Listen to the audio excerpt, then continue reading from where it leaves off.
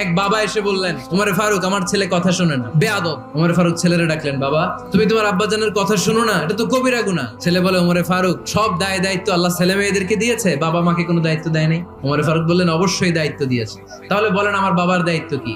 উনি বললেন, প্রাইমারিলি প্রথমত 3 দায়িত্ব। পৃথিবীর প্রতিটি বাবার উচিত ছেলেদের মেয়েদের জন্য ভালো মায়ের ব্যবস্থা করা। 2 নম্বরে সুন্দর তার একটা নাম রেখে দেয়া। 3 নাম্বার তার আল্লাহর কিতাব শিক্ষা দেওয়া। এবার ছেলেকে আমার আব্বা 3টার একটাও করে নাই।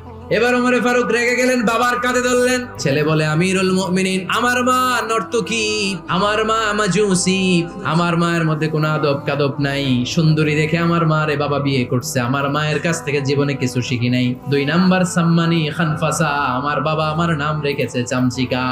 ওয়ালাম ইউআল্লিমনি হারফাম মিন কিতাবিল্লাহ, আমিরুল মুমিনিন শুধু তাই না, আল্লাহর কোরআনের একটা অক্ষর আমার বাবা কোনোদিন আমারে শিক্ষা দেয় না।